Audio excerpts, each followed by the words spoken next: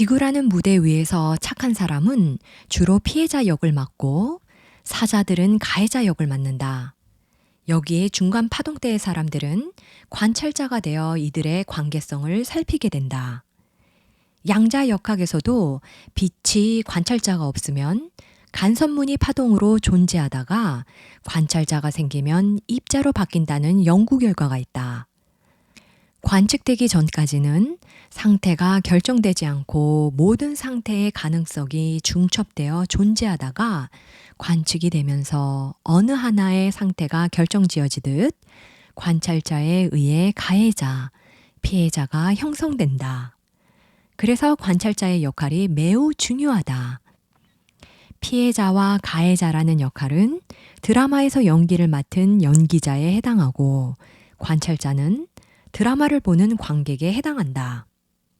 피해자와 가해자는 자신에게 맡겨진 연기에 충실할 뿐 이들의 잘잘못을 평가하고 힘을 실어주는 것은 관찰자의 몫이다. 나는 피해자의 역할을 맡은 사람을 착한 등신이라 지칭하고 가해자의 역할을 맡은 사람을 사자라 지칭할 것이다. 피해자인 착한 등신은 피해의식으로 인한 결핍의 환경을 만들고 외부의 기운을 끌어당기기 때문에 주변 사념까지 끌어당기면서 사념의 블랙홀을 형성하게 된다. 사자는 피해자가 형성한 환경에 이끌려 가해를 하게 되는데 이들 사자들은 에너지 기운에 반응하는 것이기에 제정신이 아닌 상태에서 일을 벌인다. 즉 귀야, 신의 영역에서 펼쳐지는 대리인 역할을 맡은 것이 사자들이다. 이들을 일컬어 하늘의 임무를 부여받은 사자라 지칭한다. 사실 피해자와 가해자 둘 중 더 억울하고 서러운 것은 피해자이다. 가해자는 당당하게 있는 경우가 많은데 가해자는 자신의 할 일을 했다고 생각하기 때문에 당당한 것이다. 반면에 피해자는 스스로 만들어 놓은 자신의 환경을 깨닫지 못하고 가해자로 하여금 억울하게 당했다고 생각하기 때문에 마음이 더 아픈 것이다. 피해자가 자신의 환경을 변화시키면 가해자인 사자는 블랙홀을 때리지 않는다. 블랙홀이 끌어당기기 때문에 천체가 블랙홀로 빨려 들어가면서 블랙홀을 때리는 것이다. 가해자가 피해자에게 영적인 측면에서 요구하는 것은 피해자에게 변화하라는 시그널을 알려주고 있는 것이다. 착한 등신과 사자들의 행동 패턴과 특징들을 살펴보고 그 속에서 우리가 깨달아야 할 것들을 알아보도록 하자. 사람들은 착한 사람을 좋아한다. 좋은 관점에서 착한 사람을 평하자면 남들에게 불편도 안 끼치고 항상 상냥하고 친절하기 때문이다. 그렇다면 조금 다른 관점에서 사람들은 착한 사람을 왜 좋아할까? 이래저래 편하기 때문인데 부리기 좋아하는 호구라서 좋아하는 것이다. 무언가를 부탁해도 거절하지 않고 쉽게 들어주며 상대가 하자는 대로 끌려오기 때문이다. 좋게 보면 착한 사람이지만 이용당하기 딱 좋은 포지션에 있다. 착한 사람을 일컬어 법 없이 살 사람이라고 하지만 우리는 착한 사람에 대한 바른 분별력이 필요하다. 그나마 착한 등신 중에 주체성과 자존감이 남아있는 사람은 참다 나중에 똘끼가 돌면서 다 털어버리기도 한다. 또한 착한 등신 중에 고집이 센 사람은 꾹 버티는 힘이 강하기 때문에 상대적으로 강한 사자가 치고 들어온다. 착한 것은 바른 것이 아니다. 착한 사람이 되려고 할 것이 아니라 바른 분별을 할 줄 아는 사람이 되어야 한다.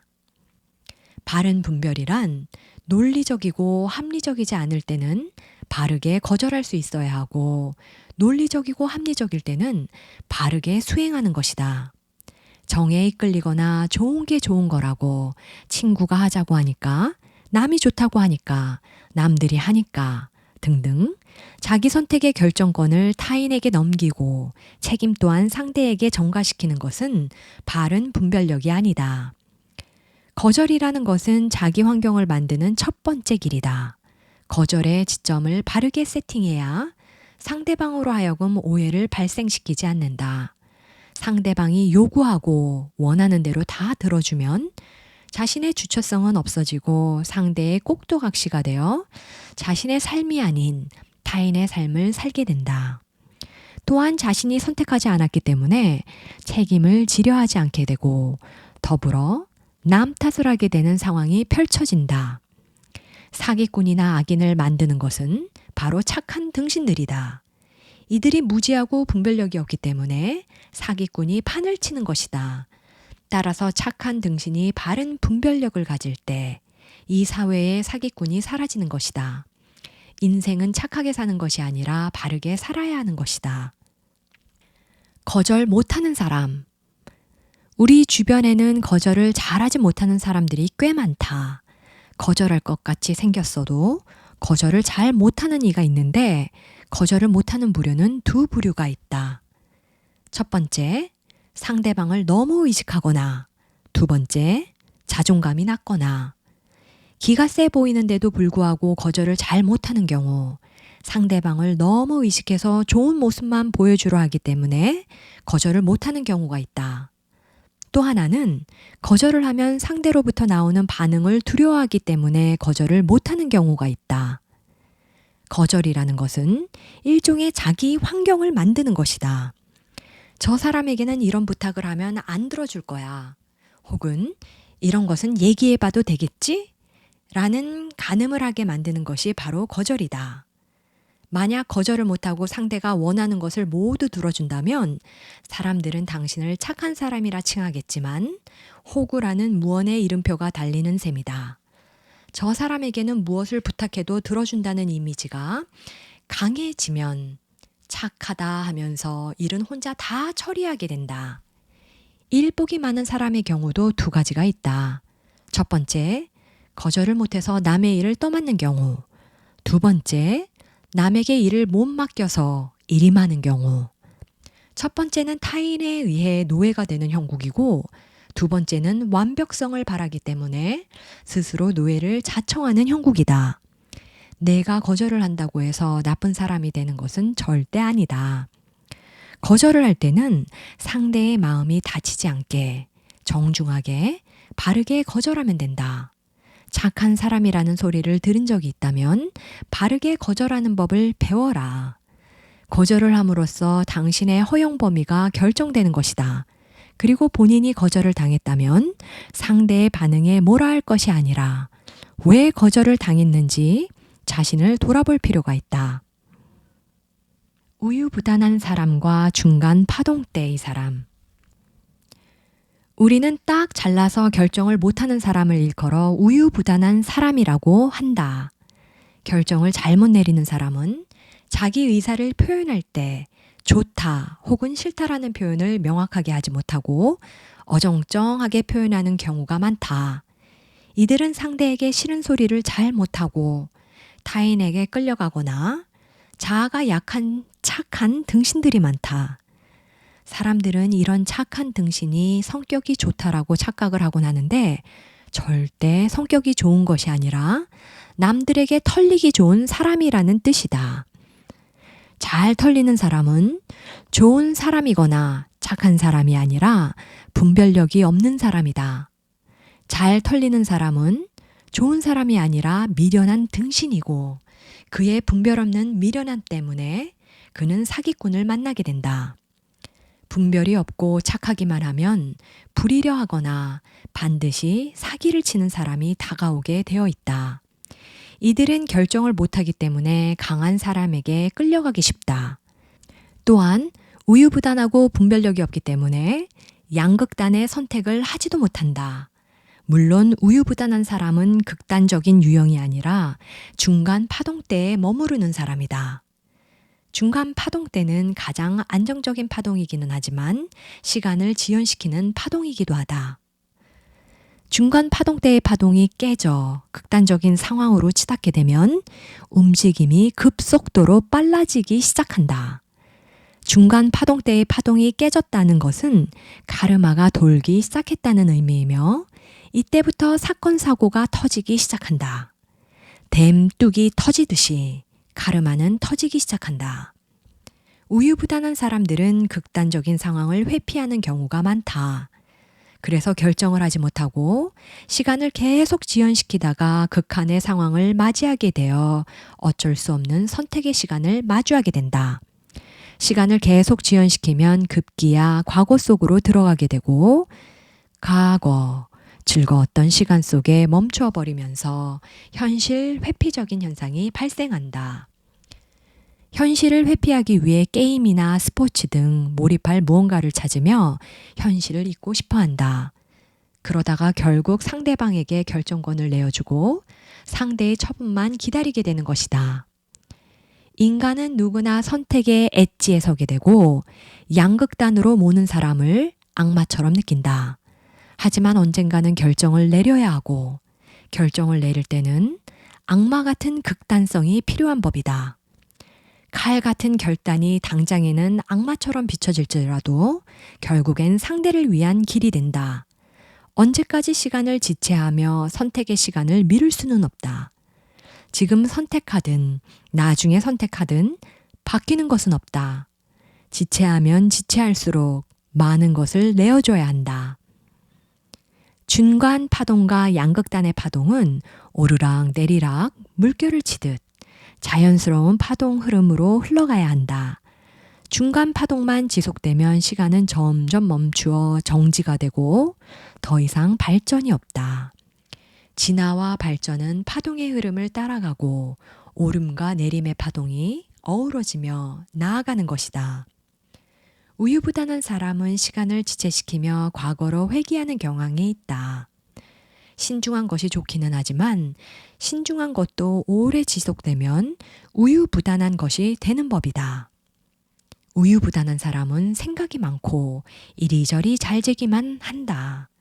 결정을 할 때는 과감하게 결정하고 나아가야 하는데 이것도 놓치기 싫고 저것도 놓치기 싫어하는 욕심의 마음 또한 내포되어 있는 것이다. 결정이란 무언가 하나를 포기하는 힘이기도 하다.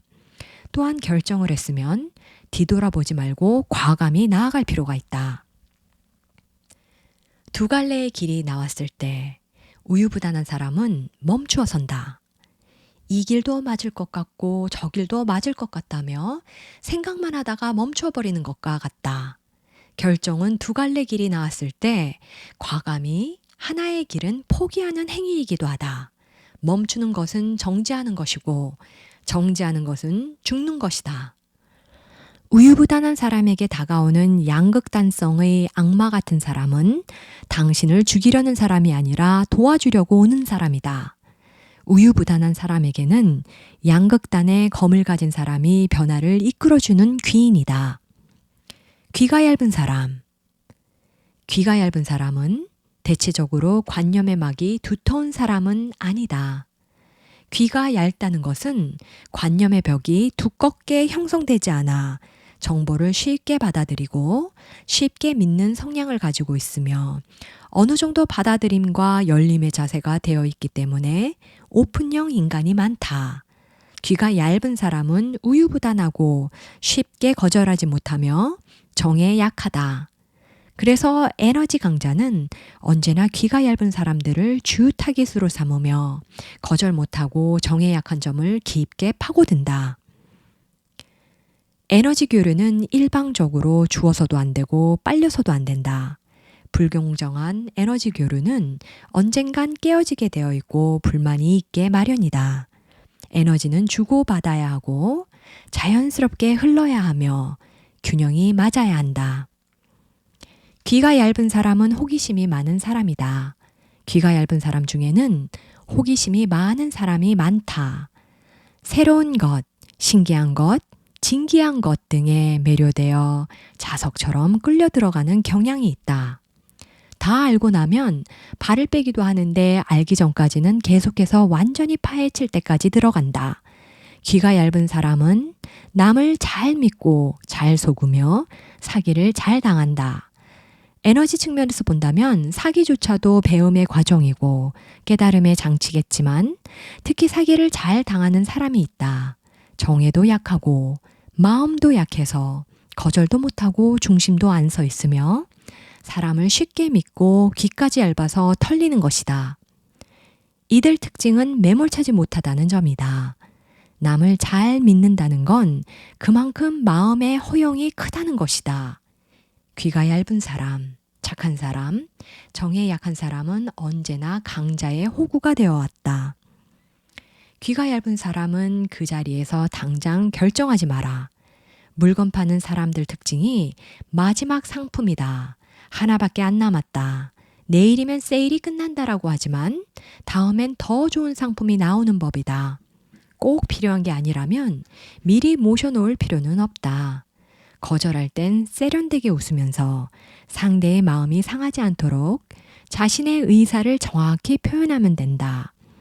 의사 표현을 정확히 못하기 때문에 순간 하다가 순식간에 말려 들어가는 것이다. 귀가 얇은 사람은 종교단체의 포교 대상이자 충동 구매의 고객이며 소문의 전달자이기도 하다. 왕따를 당하는 사람. 살면서 혹은 어릴 적 사회나 조직에서 왕따를 경험한 사람들은 꽤 많다.